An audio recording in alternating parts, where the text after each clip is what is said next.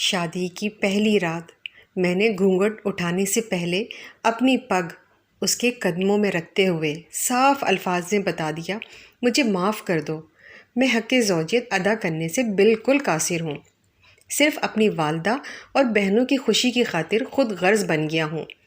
اس نے وہ پگ میرے سر پر رکھتے ہوئے کہا، آپ جیسے بھی ہیں میرا سہاگ ہیں، میرا نصیب ہیں، مجھے اب آپ کے ساتھ ہی رہنا ہے۔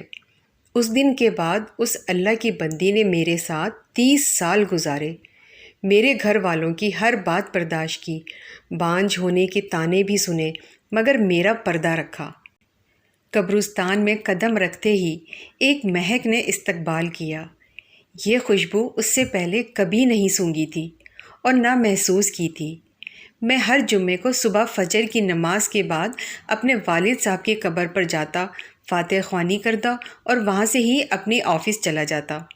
ایک عرصہ ہو گیا تھا، مگر آج میں نے قبرستان میں ایک نئی خوشبو محسوس کی جو مجھے بے چین کر رہی تھی۔ یہ خوشبو کسی طرح سے بھی دنیاوی خوشبو نہیں لگ رہی تھی۔ بہرحال میں والد صاحب کی قبر پر پہنچا تو ان سے چند فاصلے پر ہی ایک نئی قبر بنی تھی۔ تازہ پھول اور چادر سے اندازہ لگانا مشکل نہیں تھا کہ 2 یا 3 دن پہلے ہی یہ قبر بنی ہے۔ والد صاحب کی قبر سے فارغ ہو کر جاتے ہوئے اس قبر پر فاتح خوانی کے لیے رک گیا۔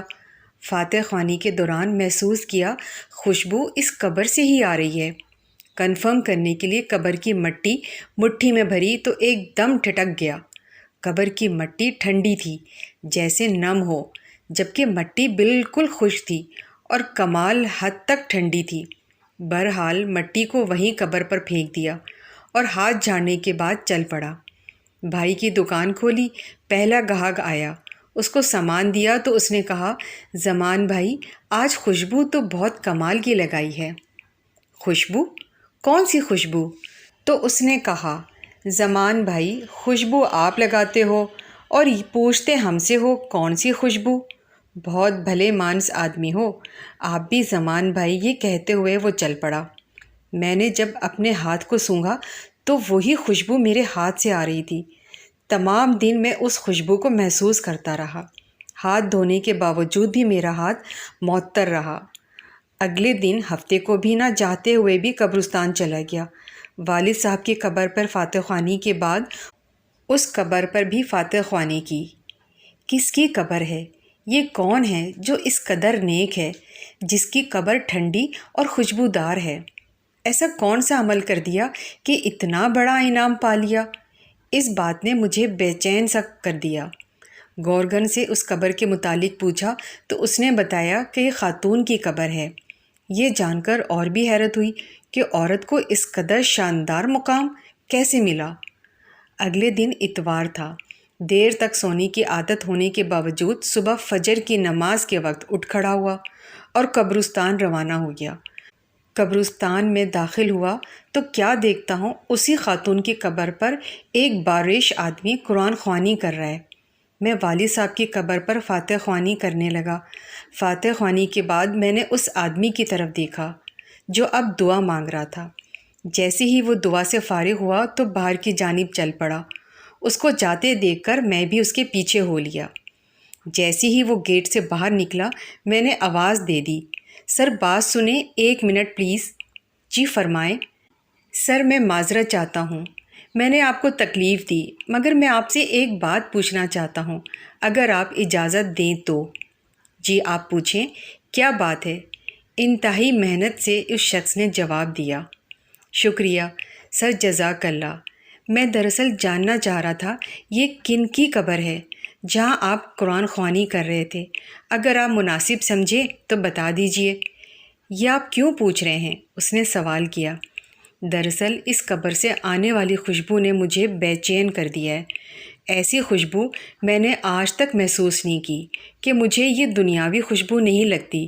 میں جاننا چاہ رہا تھا کہ صاحب قبر نے ایسا کون سا عمل کیا ہے کہ یہ مقام ملا کہ قبر ٹھنڈی اور خوشبودار ہو گئی۔ یہ سن کر اس شخص نے ٹھنڈی آہ بھری اور کہا، قبر ٹھنڈی اور خوشبودار کیوں نہ ہو؟ اس نے اللہ تعالیٰ کو راضی ہی ایسے کیا ہے۔ جی میں یہی جاننا چاہ رہا تھا کہ ایسا کون سا عمل ہے جس سے یہ سعادت نصیب ہوئی۔ تو اس نے بتایا کہ یہ میری زوجہ کی قبر ہے۔ 30 سال ہماری رفاقت رہی۔ میں 4 بہنوں کا اکلوتا بھائی ہوں۔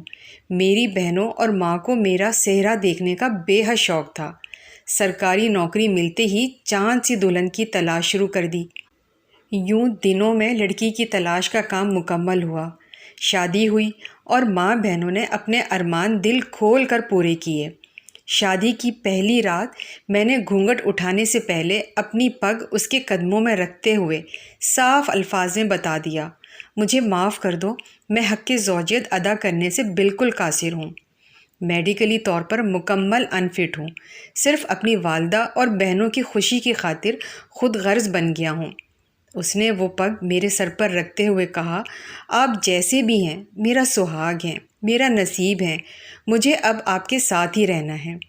اس دن کے بعد اس اللہ کی بندی نے میرے ساتھ 30 سال گزارے، میرے گھر والوں کی ہر بات برداشت کی، بانجھ ہونے کے طعنے بھی سنے، مگر میرا پردہ رکھا۔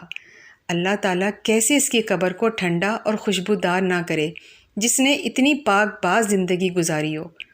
اس شخص نے تمام بات سن کر اس خاتون پر رشک آنے لگا جس نے دنیا میں صبر کیا اور اعلیٰ مقام حاصل کیا۔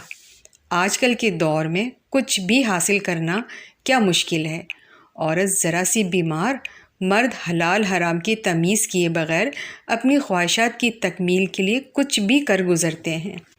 تھوڑا سا فرق لگنے پر بیوی شوہر کو کھری کھری سنا دیتی ہے، شوہر بیمار ہو تو تعلق تک استوار کر لیتی ہے۔ معاشرہ ایسی مثالوں سے بھرا پڑا ہے۔ صبر کا دامن ہم نے چھوڑ دیا ہے۔ اللہ تعالی ہمیں دین کو سمجھنے، اس پر عمل کرنے کی توفیق عطا فرمائے، آمین۔ یہ کہانی اگر آپ کو اچھی لگے تو دوسروں کی بھلائی کے لیے ضرور شیئر کریں۔ اللہ پاک ہم سب کو ہدایت دے اور اپنے ماں باپ کا احترام کرنے کی توفیق عطا فرمائے، آمین۔